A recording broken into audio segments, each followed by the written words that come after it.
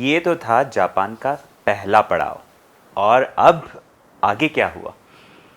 आगे 91 में ये हुआ, फिर 95 से हर साल हम जाते रहे। 96 को हमने उनको बुलाया, फिर 2000 में मनीषा नृत्यालय की सिल्वर जुबिली थी, तब उन लोगों को पूरे टीम के साथ बुलाया। फिर ये आना जाना चालू ही रहा। फिर हमने मुंबई में टाटा थिएटर में प्रोग्राम किया एक यहाँ, और वो चाहते थे कि सिर्फ मुंबई और पुणे यहीं प्रोग्राम हम करेंगे। पता नहीं उनको और कहीं प्रोग्राम नहीं करना था, दिलचस्पी नहीं थी उनको कहीं पे? बिल्कुल दिलचस्पी नहीं थी।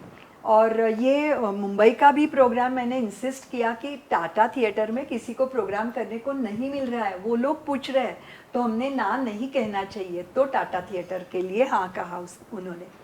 तो 95 से लेके हर साल हम लोग प्रोग्राम करते रहे। हर साल नया अनुभव, डांस का नया तरीका, विषय अलग अलग। तो विषयों में से मैं बताना चाहूँगी कि पंच महाभूत, पृथ्वी आप तेज वायु आकाश, ये एक प्रोग्राम था। मैं और शांभवी गए थे, ड्यूएट था ये जो आइटम था हम लोग ड्यूएट में करने वाले थे। तो पृथ्वी के लिए 5 तत्वों के लिए 5 अलग अलग म्यूजिक। रिहर्सल लाइट्स का जो मैंने बताया वैसा ही हर प्रोग्राम के लिए 18 घंटे का काम, 2-3 घंटा सोना है, 2-3 घंटा तैयारी करनी है, इस तरह से काम करना है। काम माने बिल्कुल हम लोग सीख गए जापानीज लोगों का, जैसे अनुशासन, बिल्कुल अनुशासन और उनका डिटर्मिनेशन, डिवोशन, ये हम लोग सीख गए। और इसमें मैं एक पंच तत्वों में से बिल्कुल मैं एक 2 तत्वों की जिक्र करना चाहती हूँ। एक पहला था कि स्वर्ग, आकाश, पृथ्वी आप तेज वायु और आकाश। जब हम आकाश दिखाते थे तब हम लोग को रिहर्सल में, यानी कि फाइनल रिहर्सल में बताया गया कि आपके घुटनों तक फॉग रहेगा और उसी लेवल में फॉग रहेगा, आपको पूरा डांस फॉग में करना है। अब हम लोग ने प्रैक्टिस तय की थी, जैसे रिहर्सल हॉल में भी टेप किया था मेजरमेंट, तो हम लोग 7 माइक्स के आधार पर हमने सब हमारा मूवमेंट तय किया था। तो ऐसे हुआ कि अगर फॉग है तो आई सेड हम लोग को मार्किंग कैसे मिलेगा? He said don't worry.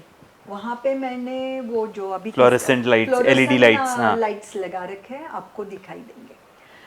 तो उससे मैं पहले डर गई, लेकिन वो जो फील था तो आकाश करने की जरूरत ही नहीं पड़ी, आकाश हो गया। क्या बात है! पूरा आकाश में ही हम लोग थे और हम लोग जो भी मूवमेंट कर रहे थे इतना ऐसे फ्लो ही लग रहा था कि जैसे ये बैलेरिना डांसर्स कर रहे थे ना। तो मैंने शांभवी को रिहर्सल में ही बता दिया कि कुछ पैर की चपत वगैरह छोड़ दो, इसमें कुछ ज़रूरत ही नहीं है चपत की, बस मूव करेंगे हम लोग और अपने अपने एंगल्स चेक करते करते डांस करेंगे। तो ये एक हो गया। दूसरा था अग्नि का। तो अग्नि का हम लोग को एक 8 फीट का पीछे लेवल था, लेवल से एंट्री लेनी थी दोनों बाजू के विंग से, और यहाँ पे बिल्कुल स्टेप्स थे। फिर नीचे आके पूरा जो डांस तय किया था वो था। लेकिन एंट्री का डांस होके हम जब यहाँ सम देते हैं तब बताया गया कि यहाँ एक स्पार्क होगा और फाइनल वीडियो का जब रिकॉर्डिंग होगा तब आपको मिलेगा, लेकिन आप डरिए नहीं, वो आपके यहाँ बिल्कुल वो छुएगा, आपको छुएगा बिल्कुल नहीं, छुएगा जलेगा नहीं, नहीं, आपको बिल्कुल। कुछ नहीं करे होगा, आप आराम से आइए। तो हमने सोचा, देखा, महसूस किया ही नहीं था कभी। तो एक ऐसे था, एक ऐसे फ्लावर वास के तरह एक बहुत डेकोरेटिव पीस रखा था स्टेयरकेस के बिल्कुल यहाँ एक, और स्टेयरकेस जब फ्लोर लेवल पे आती है तब वहाँ एक, यानी कि सीढ़ियों तक हम लोग आते थे।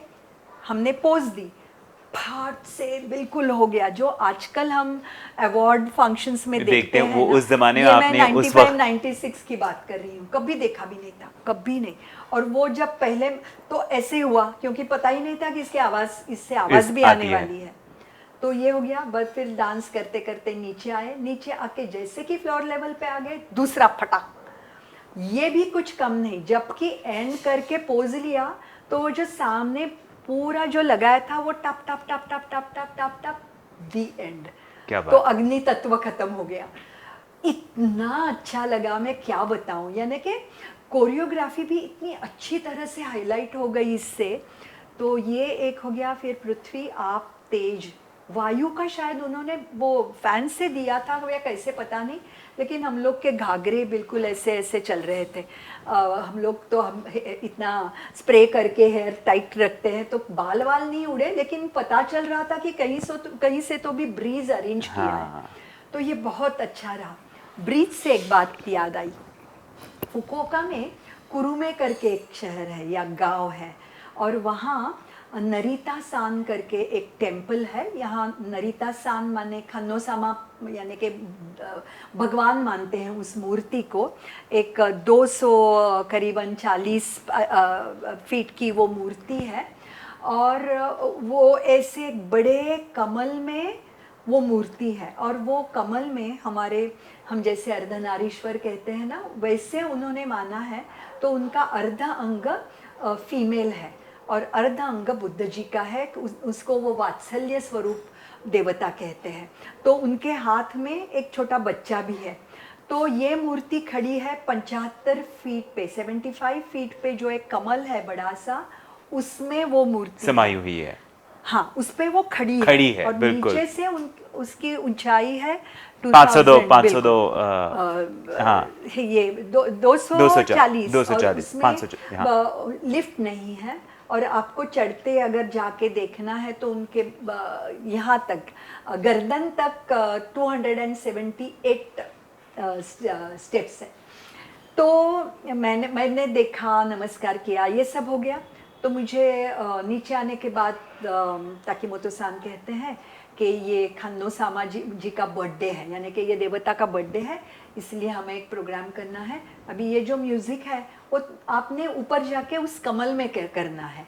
और कमल में मैंने बोला अच्छा मैं देखती हूँ कितनी जगह है क्या है। तो जगह काफ़ी थी, और मैंने जो कमल में मैं खड़ी रही तो भगवान जी के सिर्फ अंगूठे मेरे हाइट से बड़े थे।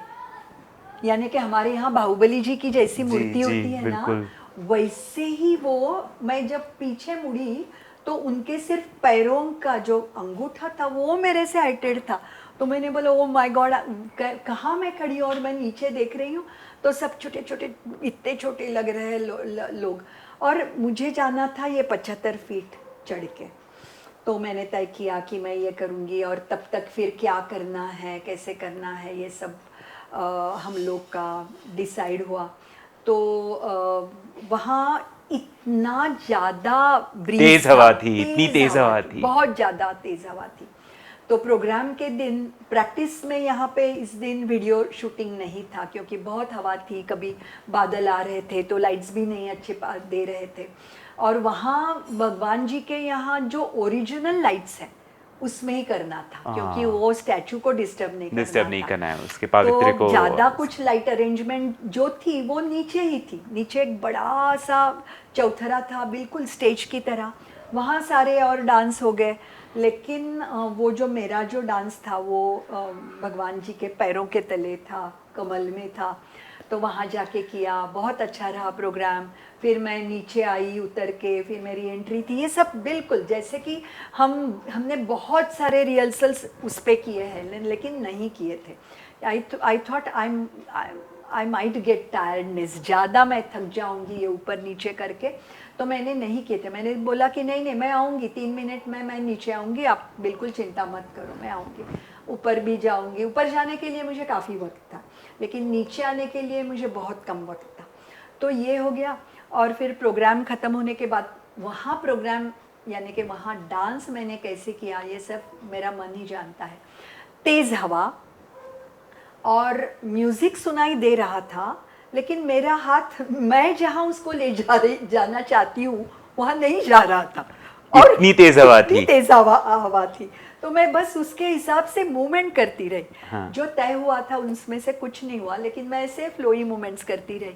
और फिर प्रोग्राम खत्म हुआ तो ताकीमोतो सान उनके पेरेंट्स, मिसेस ताकीमोतो और ताकीमोतो सान के गुरुजी आए थे।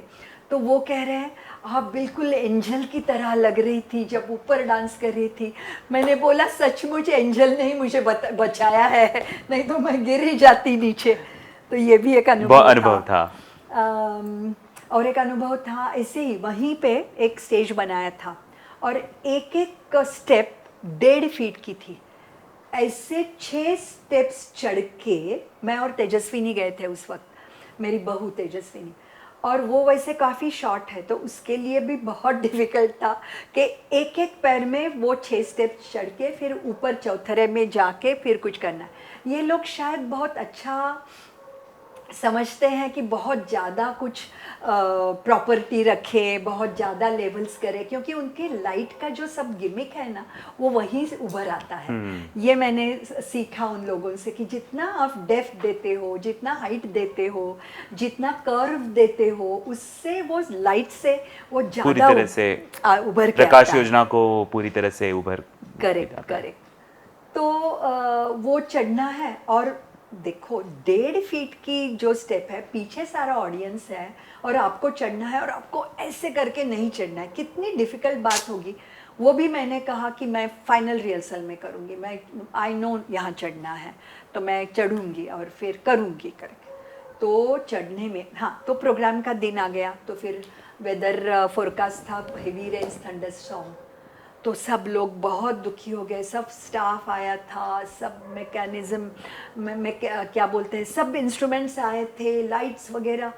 तो जो लाइट्स बारिश में नहीं टिकेंगे उनको हटा दिया गया, जो कवर करके कर सके वो किया, प्लास्टिक शीट्स लाए, ये सब बारिश में करते रहे। सब टेक्नीशियंस को तो hats off, more than 60 people working the whole day and trying to take care of their instruments, चाहे लाइट हो, चाहे साउंड हो, चाहे म्यूज़िक हो, चाहे कंसोल हो, ये सारा इतना बड़ा बड़ा कंसोल लेके बैठते हैं वो लोग। लेकिन हाँ, फिर तय ऐसे हुआ कि अभी बारिश नहीं है तो ऑडियंस अनाउंस किया गया कि हम लोग टाइम पे शुरू करने की कोशिश करेंगे, लेकिन थोड़ा आप बेयर करो, अगर बारिश बहुत तेज़ी से आती है तो थोड़ा रुकेंगे फिर शुरू करेंगे। और जितना भी ऑडियंस था, कुछ ऐसे ही 100-150 ऑडियंस था, क्योंकि वो सब उसी मंदिर को लेके सब ऑडियंस था तो सब लोग आ गए थे। और जैसे कि हम मेकअप शुरू किए, बहुत तेज़ बारिश, बहुत जोरों की बारिश हुई और सारा नीचे गीला हो गया। और आपको टेम्परेचर, चढ़ना है, मुझे चढ़ना भी है, मुझे फ्लोर पे डांस भी करना है। तो वो वुडन फ्लोर बिल्कुल फिसलते थे, इसलिए उन लोगों ने इतना सा थिन ये लाया था, क्या बोलते हैं कालीन, उसको? हाँ, मैट्रेस की तरह। गलीचे जैसा हाँ, जो कालीन, होता है, कालीन कह सकते हैं। वो लाया था। तो उसमें पैर मारो तो बौछार, चलो बौछार, बौछार ही बौछार। तो मैंने बोला तेजस्विनी तो घबरा गई, उसका पहला टूर था वो, तो वो बहुत घबरा गई। And then she was like, ताई असंच करायचं आहे का? आई सेड हाँ, ये ऐसे ही करना है, इसी पे करना है। अभी इतने लोग जो आ रहे हैं तो हम लोग को करना है, देखो हम लोग ने जो तय किया है वो करेंगे। उसकी और एक मज़ेदार बात है। हकीकत, हम लोग ने कॉम्बिनेशन किया था ग्रीन और ऑरेंज का। मैंने ग्रीन घाघरा और ब्लाउज़ पहनना था और ऑरेंज दुपट्टा लेना था। उसने वाइजा वर्सा, ऑरेंज घाघरा ब्लाउज़ और ग्रीन दुपट्टा।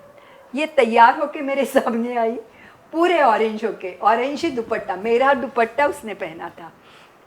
और ये सारा बारिश वगैरह हो रही थी, प्रोग्राम होगा कैसे होगा। तो मैंने बोला कि वो मेरी चुन्नी है ना? तो बोलती हाँ तई, आपने कहा था कॉन्ट्रास्ट करेंगे।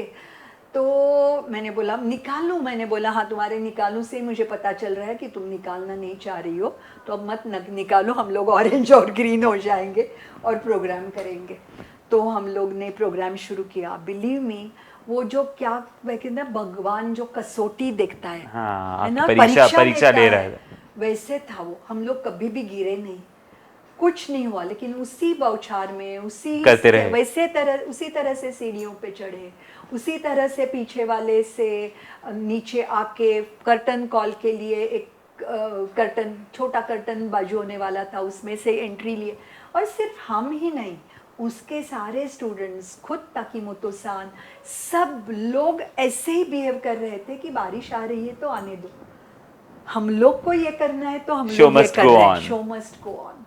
तो बिल्कुल किसी के चेहरे पे भी ऐसे नहीं था कि वो क्या बारिश में कर रहे हैं, गीला है गीले में कर रहे हैं, कुछ नहीं था। और भगवान की कृपा से जब प्रोग्राम हो रहा था तो बिल्कुल बारिश नहीं हुई। तो प्रोग्राम बिल्कुल सक्सेसफुल रहा, सारा ऑडियंस वैसे के वैसे बैठा रहा। प्रोग्राम के बाद फिर से बारिश की शुरू हुई। फिर से इस टेक्नीशियन लोगों की बिल्कुल परीक्षा कि कैसे सब हटाए, कैसे प्लान करे। और वहाँ क्या होता है परिमल कि स्टूडेंट्स लोग ही लोडिंग अनलोडिंग करते हैं ट्रक्स में।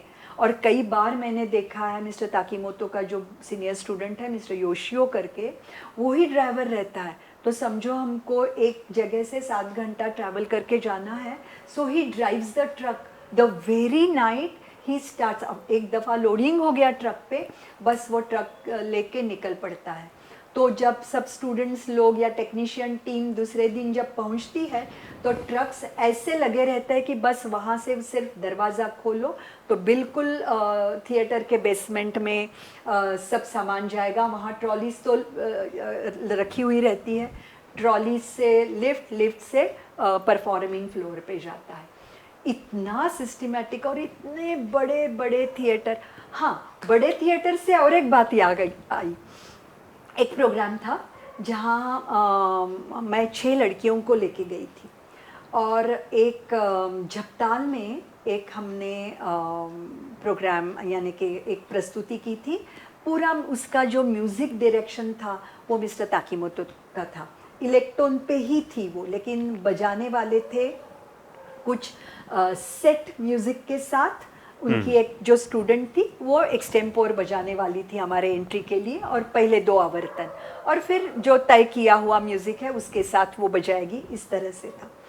तो उस कंपोजिशन का नाम रखा था लोटस, क्योंकि हम लोग ने बहुत सारे, मैंने के बाद में रखा गया, हम लोग ने जब कोरियोग्राफी करके ली तो बहुत क्या बोलते हैं सर्कुलर मूवमेंट्स बहुत थे, तो कमल और के समान इसलिए हाँ उनको दिखाई दिया होगा, तो नाम रखा था लोटस। तो ये पूरा कार्यक्रम था ऐसे ही कुछ 2.5-3 घंटे का। उनके भी बहुत सारे आइटम्स थे। जो मैं बहुत सारे आइटम्स थे वगैरह बोल रही हूँ ना, तो जब भी हम लोग करते आए हैं अभी 2018 तक, तो हमने क्या कुछ नहीं किया। हमने काबुकी डांसर के साथ किया, हमने रेंजिशी डांस जो जापान का ट्रेडिशनल डांस रहता है यानी कि लायन डांस, तो एक रहता है रेड लायन डांस और एक रहता है वाइट लायन डांस। उसमें वो लायन का पूरा वो लगाते हैं फेस जैसा, और ऐसे उसको घुमाते घुमाते वो सारा डांस रहता है। और हमने हमारे कथकली जैसे मूवमेंट्स रहते उसमें, बिल्कुल ऐसे वाइड पैर चौक रखे, फिर वाइड हाथ और पैर करके मंडलस्थान और बिल्कुल। तो वो था, टैप डांसर के साथ किया, और फिर फैन डांसर्स के साथ किया, बोलेरो म्यूज़िक पे किया, बहुत बहुत नया नया एक्सपेरिमेंट्स कर सके। तो ये स्टेज की जो बात चल रही है उसमें जो म्यूज़िक था बहुत सुंदर बनाया था, लेकिन और हमने उसके पहले नाद गुंजन करके एक म्यूज़िक बनाया था जो हमारे अजय पराड़ जी ने उसका संगीत किया था, और बहुत अच्छी तरह से उसको देख के ही वो इंस्पायर हो गए थे और कह रहे थे कि मुझे बताओ सब तुम्हारे। और तब तक ये पूना में करीबन 4-5 बार आ चुके थे मेरे से हिंदुस्तानी ताल का पद्धति का शिक्षण ले रहे थे, शिक्षण लेने के लिए। वो शिक्षण भी ऐसे ही शुरू हुआ था। वो जहाँ भी रहते थे, चाहे ल मेरिडियन में रहते थे या जहाँ भी रहते थे, वहाँ से सुबह 7 बजे हमारे यहाँ आते थे। 7 बजे से लेके रात के 10 बजे तक, 7 बजे से लेके 4 बजे तक उनको सिखाना होता था। 4 बजे से 8 बजे तक मेरे क्लास में आके बैठते थे, जो भी सामने हो रहा है देखते थे, घर में आके खाना खा के जाते थे। तो वो लोग इतना, तो मिस्टर ताकीमोतो इतना अच्छी तरह से पूरा ये ताल की सब साइकिल और ताल के कॉम्पोजिशंस इतना अच्छी तरह से उन्होंने शिक्षण ग्रहण किया, बिल्कुल, कि वो आधा मात्रे के दम के तिहाइयाँ बांधना शुरू किया उन्होंने। क्या बात है, बिलीव मी। और फिर उनका जो लिखने का स्टाइल होता है वो शांभवी ने सीख लिया। तो शांभवी और मैं, शांभवी उनका लिखना करेक्ट है कि नहीं देखती थी, और मैं उनका पढ़ना करेक्ट है कि नहीं देखती थी। और धातिर किड़ तक को र तो है ही नहीं जापानीज लैंग्वेज में, तो र का ल हो जाता था। वो सब हमने क्या बोलते हैं समझा, और उनको 4-5 साल तो ऐसे सीखे हैं कि पूछो नहीं। तो ये जपताल का म्यूज़िक कंपोज करने में उनको बड़ा बहुत आनंद मिला। ऐसे ही जपताल के साथ 9 मात्रा का बसंत, फिर जपताल किया, फिर रास्ताल किया, बसंत ताल किया, रास्ताल, जपताल, 21 मात्रा का गणेश ताल, क्योंकि हम लोग गणेश कला क्रीड़ा मंच में पूना में कर रहे थे ना, जो हमारी सिल्वर जुबिली के लिए मनीषा नृत्यालय के, तो उन्होंने कहा चलो 21 मात्रा का करते हैं, गणेश जी के नाम से करते हैं। तो ऐसे ये सिलसिला शुरू हुआ, और हमने कॉम्प्रोमाइज़ ताल के कॉम्पोजिशंस पे कभी नहीं किया। म्यूज़िक अलग सा लिया, इंस्ट्रूमेंट्स अलग से ली, लेकिन हमने हमारी तरह से बिल्कुल उसको कैरी किया, प्रस्तुत किया। तो अब ये लोटस था 100 फीट का स्टेज, 60x40 यूजिंग, बिल्कुल जो हमने यूज़ करना था वो 60x40। हमारे सारी जो ग्रीन रूम्स थी वो राइट बाजू में थी, और हमारा पहले 2 आइटम्स हो गए, मेरा और शांभवी का हो गया, मेरा सोलो हो गया, और फिर ये बच्चे लोगों के साथ, स्टूडेंट्स लोगों के साथ लोटस। तो हम लोग ये लोग, मैं जैसे कि ग्रीन रूम में गई, मैंने बताया कि चलो अपने अपने एंट्री के लिए विंग में जाके खड़े रहो। तो और 3 आइटम्स थे, और 3 आइटम में मुझे बिल्कुल घुंघरू से सब बदल के, सब 100% कॉस्ट्यूम चेंज था।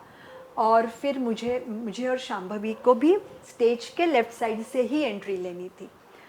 तो सडनली मैं पूरा सब चेंज किया और मैं घुंघरू बांधने लगी, तो मुझे लोटस का म्यूज़िक सुनाई दिया। फिर तो मैं इतना घबरा गई पूछो नहीं, और मुझे बहुत दुख हुआ कि हम लोग 7-7 लोग आ रहे हैं इस प्रोग्राम के लिए, और ये टाइम में मैं क्यों नहीं जा पा रही, क्या हो गया मुझे। मैंने ऐसे ही घुंघरू बांधे और शांभवी को कहा कि इंस्टेड ऑफ लेफ़्ट साइड हम लोग यहीं से एंट्री लेते हैं, राइट से। तो जो भी जैसे तय था हमने एंट्री ली, लोटस के लिए हम बैठे रहे। मैं ऊपर, मैं खड़ी और 6 लड़कियां नीचे, ऐसे पहली पोज थी। तो शांभवी बैठी, फिर कहती है मेरी तरफ घूम के, आई और लड़कियां नहीं आई है। तो मैंने बोला ओ माय गॉड। तो फिर ऐसे ही एक्शन करिए शांभवी, ग्रीन रूम विंग में देखो जाके। तो बस शांभवी ऐसे ही डांस करते उठ के चले जाना भी ऐसे नहीं, 15 फुट गए और विंग आ गई, 20-30 फुट जाओ तो विंग आती है। हम लोग सेंटर में थे। तो शांभवी गई, आते आते कहती है मुझे, आई ये लोग कहीं दिखाई नहीं दे रहे। तो मैंने बोला अब मैं क्या करूं। तो तब तक ये म्यूज़िक, शायद वो लोग पीछे से आ रहे थे तो उन्होंने सुना, बस वो लोग दौड़ते दौड़ते आ रहे हैं, मुझे घुंघरू की आवाज़ सुनाई दे रही है, और जैसे कि ब्रेक लगाते हैं वैसे विंग की तरफ, विंग के यहाँ ब्रेक लगा के ऐसे इत्मीनान से आए कि जैसे इनकी एंट्री ऐसे ही तय हुई थी, और पोज लेके बैठ गए। और बिलीव मी, तब तक वो लड़की एक्सटेम्पोर बजाती रही, तब तक सिर्फ मेरे ऊपर और उस जो लड़की बजाई थी स्लाइटेड हाइट पे थी वो, उसके ऊपर लाइट आया। तो ना लाइट डिज़ाइनर ने प्रोग्रामिंग शुरू किया, ना साउंड वालों ने माइक देना शुरू किया, और वो लड़की एक्सटेम्पोर बजाती रही, कुछ नहीं, ऐसे ही स्माइलिंग फेस लेके वो बजाती रही। मैं कभी अगर मुझे चांस मिलता है तो आई सेड कंटिन्यू। तो सारा कुछ ऐसे चेहरे से काम चल रहा था, लेकिन मन में बहुत दुख हो रहा था कि ये टाइम पे क्यों नहीं हुआ, क्यों मेरी लड़कियों ने देर कर दी, क्यों मैं भी इस विंग से आ गई।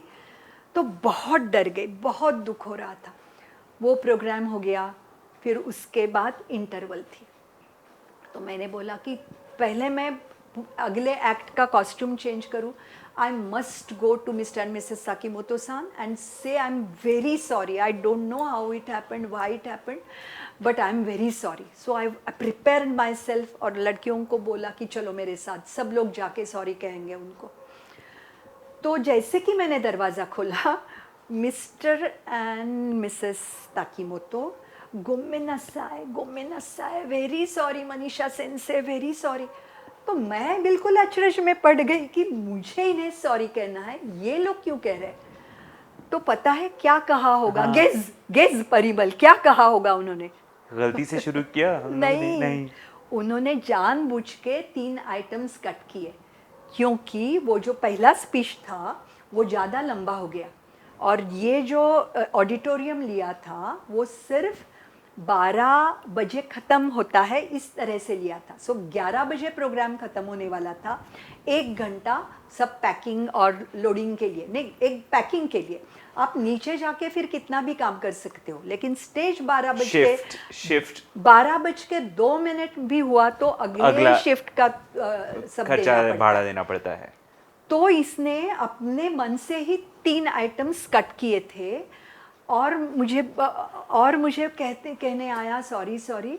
तो फिर मैं इतना गुस्सा हो गई, लेकिन अब गुस्सा दिखाऊं भी कैसे. तो मैंने कहा हाँ it's okay, but you should have at least told me. तो he said no, I thought you must be ready. How will I be ready? एक आइटम था बीच में, कैसे रेडी कैसे होंगी मैं? तो ये तो मैंने बोला, लेकिन बस गुस्से की कोई बात ही नहीं थी, अगला एक्ट करना था पूरा.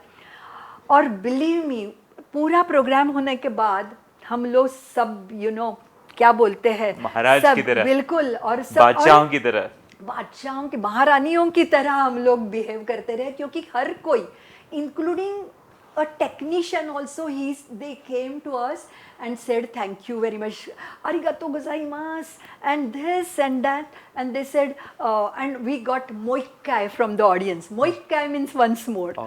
Many times for many presentations we had moikai, जोर जोर से चिल्लाते थे लोग, moikai. तो ये भी बहुत एक अच्छा था, बहुत अच्छा था. तो उसके बाद सब लोग, हम लोग ग्रीन रूम में बैठे थे जबकि पैकिंग हो रहा है, और सब लोग हमारा बहुत ही ज़्यादा हमारे बारे में अच्छा बोल रहे थे. और फिर कोई जापानीज़ में बोलता था, फिर एक इंग्लिश वर्ड आता था, तो फिर ताकीमोतो सान मुझे ट्रांसलेट करते थे, तो मैं कहती थी वकत्ता, मैंने कि समझ गई. तो और कभी कभी होता था कि मुझे समझ में नहीं आता था, तो मैं कहती थी वाकाराना है, प्लीज़ ट्रांसलेट, मुझे समझ में नहीं आया, प्लीज़ ट्रांसलेट. तो इससे उन लोगों को बिल्कुल ऐसे ही लगता था कि मुझे जापानीज़ बिल्कुल आती ही है. और वो लोग फिर उसके बाद, पता है, हम लोग करीबन 2000 के बाद वो लोग फ़ोन भी मेरे सामने नहीं उठाते थे, दूर जाके मेरी बातें करते थे. उनको लगता था कि समझ जाएगी ये, तो दूर जाके बातें करते थे, अपार्ट फ्रॉम जोक्स. लेकिन ये ऐसे चला. अभी तो रहा सफ़र का पहला पड़ाव, लेकिन आप जाइएगा नहीं, हमारे अगले एपिसोड में कुछ ऐसी ही बहुत रोचक बातें सुनने को मिलेंगी हमारे मनीषा ताई से.